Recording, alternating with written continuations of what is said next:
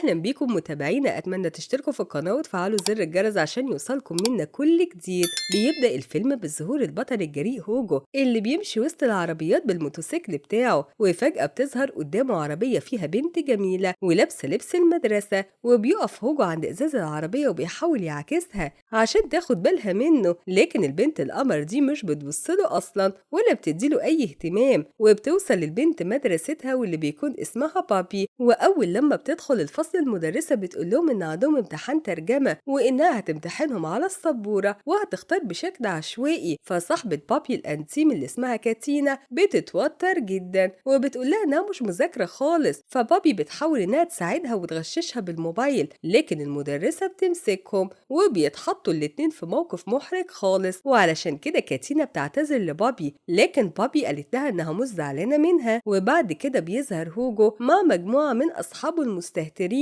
اللي متجمعين علشان يعملوا حاجات غريبة وتحديات خطيرة. وبتكون بابي في نفس الوقت روحت البيت وبتجهز هي وأختها عشان يروحوا عيد ميلاد واحدة صاحبتهم، وهوجو بقى بيكون خلص التحديات مع أصحابه المجانين وهيروح يكمل سهرته هو وأصحابه في حفلة. والصدفة هتجمع هوجو وبابي وهيطلعوا رايحين نفس المكان، ولما بيوصل هوجو وأصحابه للحفلة بيتغير الجو خالص وبتتحول الحفلة لمكان فوضوي جدا. وفجأة هوجو بيلمح بابي وبيفرح قوي إنه شافها وبيروح عشان يتكلم معاها، وهي ما كانتش فاكراه في الأول، بس لما بيقعد يتكلم معاها بتفتكره، بس برضه بتفضل متجاهلاه جدا، لكن هو مش بيسيبها وبيفضل وراها لحد ما بيزهقها، فبتروح رامية العصير في وشه. وهنا بيتعصب هوجو من اللي هي عملته وبيروح شايلها ورميها في حمام السباحة. وبسرعة بيجي صاحبه وبيقول له يلا نمشي من هنا، في حد بيطلب الشرطة. وبيروح هوجو ماشي بسرعة من الحفلة، أما بابي فبتركب مع صاحبها العربية وبتمشي من المكان، وبنلاقيها بتعاتبه في الطريق وبتقول له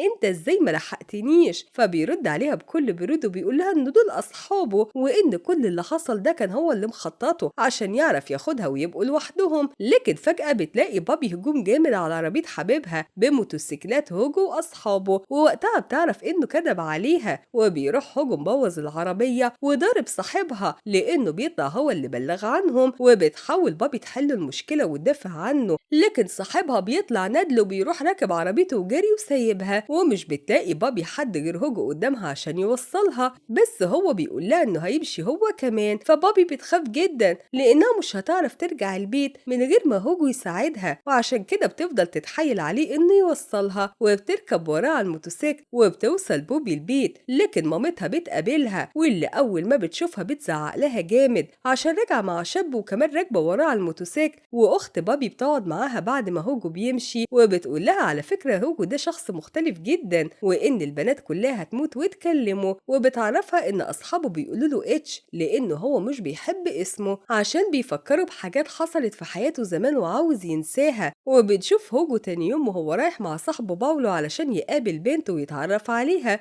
والصدفه بتجمع بابي بهوجو مره تانية لان البنت دي هي كاتينا صاحبتها. بس هوجو بيفضل يضايق في بابي لحد ما بتسيبهم وبتمشي، وهوجو بيروح هو كمان البيت وهناك بيقابل بابا على الغدا، بس للأسف بتطلع علاقتهم مش حلوة خالص، وبيسأل على مامته فبيقوله إن هي مع صاحبتها. وبيدخل هوجو أوضته بسرعة وبيرجع بالزمن لورا كام سنة وبيفتكر إزاي هو كان شخص كويس وشاطر في دراسته، وده كان قبل ما يعرف إن مامته على علاقة بشخص تاني غير باباه، وهو وقتها مقدرش يسكت وضرب الشخص ده، وعلشان كده رفع عليه قضية ومحدش وقف جنبه، حتى مامته شهدت مع صاحبها ووقفت ضده في المحكمة، ومن وقتها وهو حياته اتبدلت. وفي اليوم التاني بتقابل بابي صاحبتها وبيجروا مع بعض وبتقول لها انها هتروح مع باولو سباق، وقالت لها ان هي هتقول لمامتها ان هي هتبات عندها وبتطلب منها تكذب. وفجأة بابي قاعدة في البيت بيجي لها تليفون من مامة كاتينا بتسأل عليها وعاوزة تكلمها لان تليفونها مقفول، فبابي بتتوتر جدا وبتقول لها ان هي نايمة وبتقفل بسرعة الخط، وبسرعة بتنزل بابي وبتروح على مكان السباق عشان تبلغ صاحبتها باللي حصل. واول ما بتبص حواليها بتلاقي المكان غريب جدا ومش مريح خالص، وبتجري كاتينا عليها وبتحضنها، وبيظهر هوجو وبيحاول يعكسها تاني بس هي مفيش فايدة فيها وبتصده برضه. وهوجو بيروح على الموتوسيكل بتاعه علشان السباق، وبابي بتركب ورا شخص تاني الموتوسيكل عشان تغيظ هوجو، وبيبدأ السباق وهي خايفة جدا.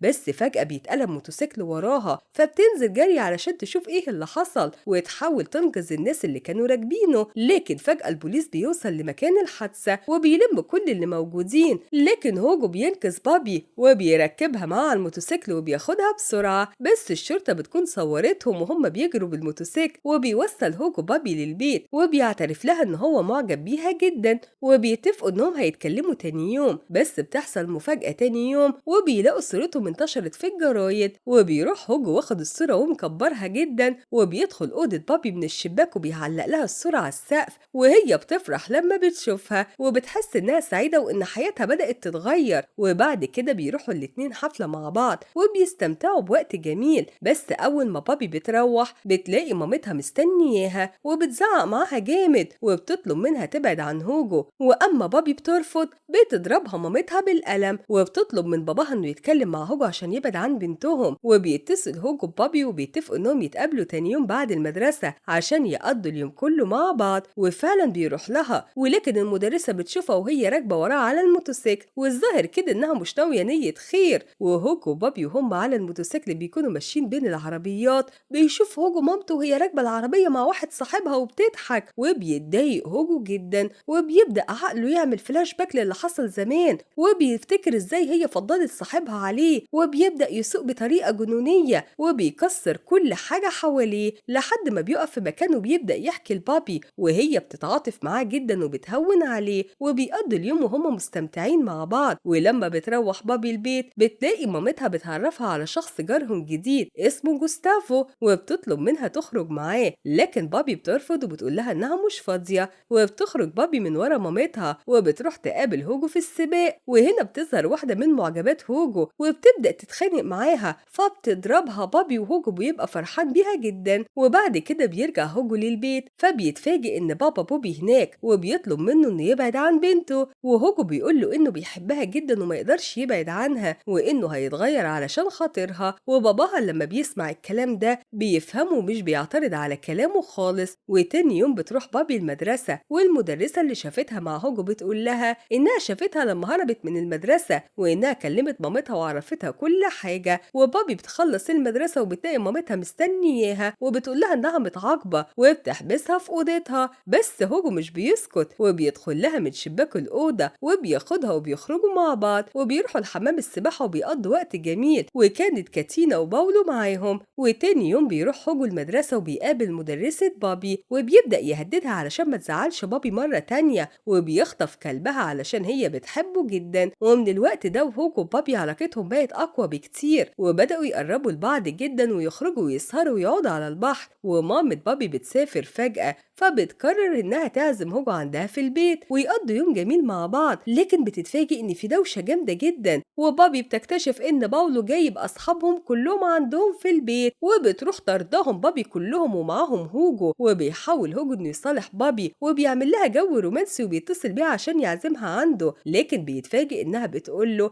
ان خاتم مامتها اتسرق من البيت وانها مش هتعرف تخرج خالص، وبتبدأ تعاتبه على اللي حصل وبتقول له ان هو السبب في كل اللي حصل. وهوجو بيروح يشوف مين من اصحابه اللي سرق الخاتم وبيضربه جامد جدا لحد ما بيعترف ان هو اللي سرقه وبيرجعه له، وبيروح طالع على بيت بابي علشان يرجع لها الخاتم، لكن هي مش بترضى تفتح له الباب، بس بيصعب عليها علشان بتلاقيه مجروح من الخناقه وبتدخله وبتبدا تعالج جروحه. وهوجو بيوعدها انه هيتغير وهيبعد عن المشاكل خالص وبتبدا علاقتهم ترجع زي الاول. وفي يوم بابي راحت لهوجو البيت لانها عرفت اللي عمله مع مدرستها وبتقول له انه مش طبيعي ومجنون وان اللي عمله ده اسمه بلطجه وانها قررت تنهي علاقتها بيه وكده كفايه. وبعد فتره بتروح بابي حفله مع اهلها وبيحاول جارهم جوستافو انه يتقرب منها وبيستغل انها ما بقتش مع هوجو، لكن بتتفاجئ بدخول هوجو الحفله ولبس بدله حلوه جدا عشان تعرف انه بقى حاجه تانية وتغير علشانها. وبيقرب هوجو منها وبيبداوا يرقصوا مع بعض في رومانسيه، وجوستافو بيشوفهم وبيتغاظ جدا وبيقرب منهم وهم بيرقصوا وبيروح دلق عليهم العصير وبيقول إنه ما كانش قصده، بس هوجو بيتعصب وبيروح ضربه، لكن بابي بتتضايق من تصرف هوجو جدا. لكن في اللحظة دي بتجيلهم مكالمة وبيعرفوا إن كاتينا وباولو عملوا حادثة، وبيروح هوجو وبابي لمكان الحادثة وبيلاقوا إن كاتينا بخير، لكن باولو بيكون مات. وبعد كده بيروح هوجو يتكلم مع بابي، بس هي بتنفعل عليه جامد جدا وبتقوله إنها مش هتقدر تتحمل أكتر من كده ولازم هما الاتنين يبعدوا عن بعض. وبعد كام يوم كاتينا بتقول لهوجو إن بابي ارتبطت بشخص تاني، وبيروح هوجو عشان يتأكد بنفسه، وبالفعل بيشوفها ماشية معاه بالعربية وبيتأكد إنه خلاص مبقاش ليه مكان في حياتها. فبيروح هوجو على أخوه الكبير علشان يساعده، وبيبدأ أخوه يعرفه إن الحياة جميلة ولسه ما خلصتش. ومن اليوم ده وهوجو قرر إنه ينساها ويعتبر اللي حصل ده درس ليه، وقرر إنه يسافر لندن يشتغل ويكمل حياته هناك. ولغاية هنا بيخلص فيلم النهاردة. أتمنى تشتركوا في القناة وتفعلوا زر الجرس عشان يوصلكم منا كل جديد. سلام.